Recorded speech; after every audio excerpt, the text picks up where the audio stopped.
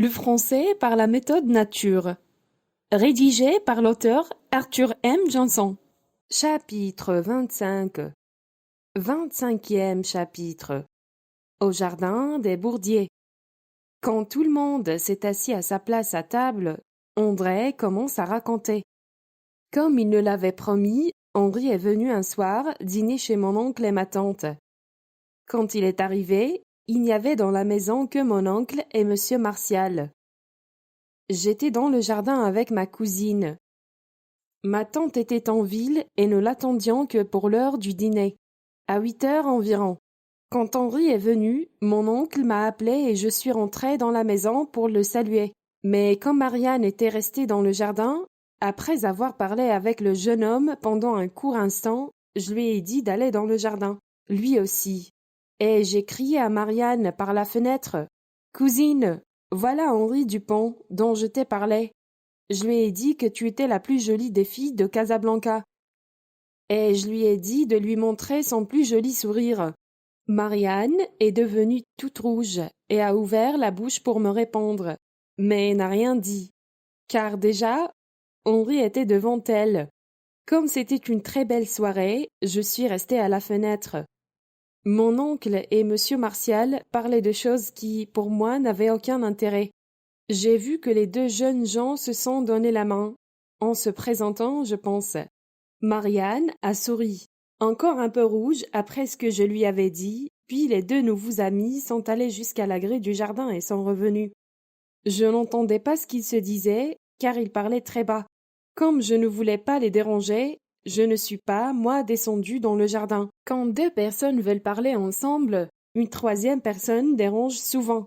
Mais c'est Marianne elle-même qui, en arrivant devant la maison, m'a crié « André, viens avec nous. Le jardin est très beau, ce soir, tu sais ?» Je me suis demandé pourquoi elle disait cela, car le jardin ne me semblait pas plus beau que les autres soirs. Mais quand j'y suis descendue, j'ai vu une autre chose que je n'avais pu voir de la fenêtre, parce qu'il était déjà assez tard, et on ne voyait plus très bien. J'ai vu que ma cousine, qui avait toujours été très jolie, était en ces 10 minutes devenue plus belle que jamais. Elle nous a pris tous les deux par le bras et nous a dit « Faisons une petite promenade autour du jardin avant de dîner. » Soudain, dans un arbre, un oiseau a commencé à chanter. Un autre oiseau lui a répondu, puis un troisième. Marianne, qui aimait beaucoup le chant des oiseaux, s'est arrêtée pour mieux entendre. « Écoutez, quel joli chant d'amour !»« Oui, » lui a répondu Henri. Mais moi, je lui ai demandé avec un sourire qu'elle n'a heureusement pas vu. « Un chant d'amour ? Qui te dit que c'est un chant d'amour, ma petite cousine ?» Je suis sûre qu'elle est devenue de nouveau toute rouge en me répondant. « Mais je ne sais pas, André, ce n'est peut-être pas vrai. » Je suis sûre que vous avez raison, mademoiselle Marianne, a dit alors Henri. Et si vous écoutez mieux, monsieur Como, vous entendrez vous aussi de quoi chantent ces oiseaux. Oh là là, si vous êtes deux contre un, leur ai-je dit. Je ne dirai plus rien. Et nous avons continué à notre petite promenade, sans rien dire pendant quelques minutes. Marianne ne tenait toujours par le bras, et rien ne semblait changer. Mais j'ai compris pourquoi ma cousine m'avait dit que le jardin était si beau, ce soir-là. J'ai compris que si le jardin lui semblait différent, c'est qu'il était changé par quelque chose de nouveau pour elle. Son premier amour. Et l'amour change bien des choses. Vous le savez bien. Puis Henri a commencé de nouveau à parler. Il ne parlait que de choses dont il aurait pu aussi bien parler à d'autres personnes. De différentes choses qu'il avait vues en Afrique, de livres qu'il avait lus, de personnes qu'il avait connues. Marianne l'écoutait avec un grand intérêt. Les deux nouveaux amis semblaient avoir entièrement oublié que j'étais avec eux. Et à ce moment, ils auraient aussi bien pu être les seules personnes au monde. Je comprenais très bien pourquoi ma cousine était si belle ce soir. André Como s'arrête un moment de raconter autour de la table. Personne ne dit rien. Le vieux père seulement murmure « Mon pauvre petit, tu aurais peut-être été très heureux si tu avais vécu. » Mais il murmure cela si bas que personne ne l'entend, sauf son ami Passavant qui lui répond en murmurant lui aussi mais ils ont été heureux, Arthur. Puis André Como recommence à raconter. Je crois que si personne ne les avait appelés, les deux amoureux auraient pu rester dans le jardin toute la soirée et toute la nuit. Mais heureusement, ma tante, qui était rentrée un peu après 8 heures, nous a crié de rentrer dîner. Oui, maman, nous venons tout de suite, lui a crié Marianne, et elle nous a dit la promenade est finie, messieurs, on dîne. Attendez un instant, mademoiselle, lui a dit Henri, et lui a donné une belle rose rouge. La jeune fille lui a souri, et j'entendrai toujours le merci qu'elle lui a dit tout bas en prenant la rose. Nous sommes rentrés dans la maison, et j'ai pu voir ma cousine beaucoup mieux que pendant notre courte promenade.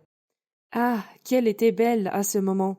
Ce qui lui était arrivé dans le jardin, est-ce que cela l'avait changée? Elle était si belle que mon oncle a dit « Regardez Marianne, elle est plus jolie que jamais ce soir.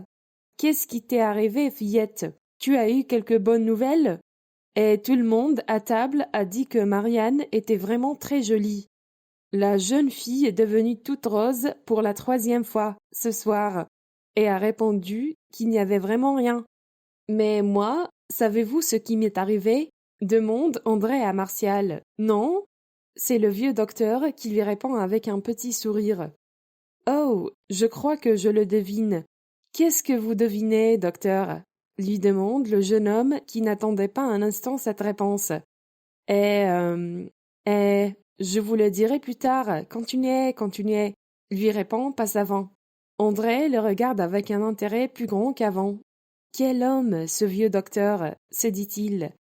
Puis il dit à haute voix, eh bien voilà, ce qui m'est arrivé ce soir, c'est que je suis devenu pour la première fois amoureux de ma jolie cousine. Comment? Dit Martial. Vous avez été amoureux de Marianne pendant toutes ces années et vous ne me l'avez jamais dit? Cher Martial, lui répond Como, j'ai fait tout pour ne pas y penser et pour l'oublier. Et je crois que je l'ai presque oublié aujourd'hui.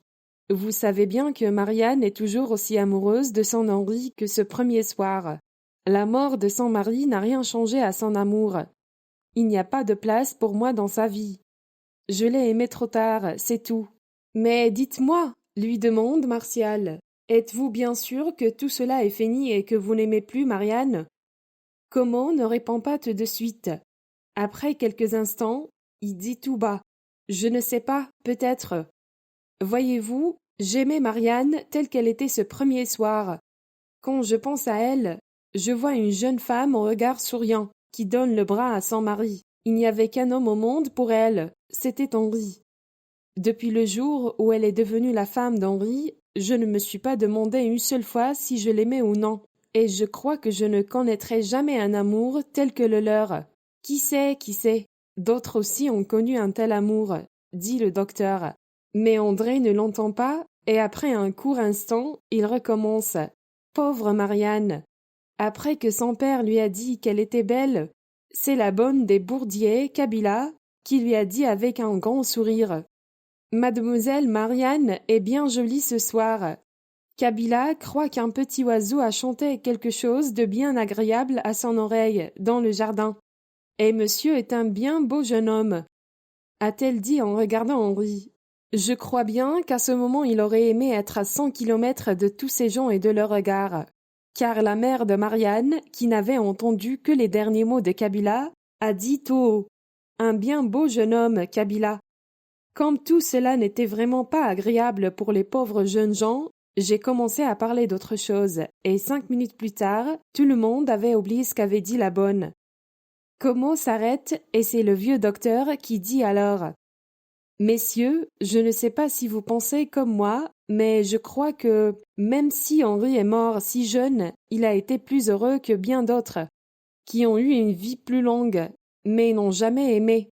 Et maintenant, puisque sa jeune femme vit, ne crois-tu pas, Arthur, que monsieur Como peut lui dire que nous voulons tous qu'elle vienne à Villebourg et qu'elle y reste? Oh oui, oui, lui répond Doumier. Et je veux qu'elle vienne avec ses 2 enfants. Dites-le lui, monsieur Como. Como dit qu'il le fera. Puis monsieur Doumier appelle Amélie pour lui demander d'apporter les fruits.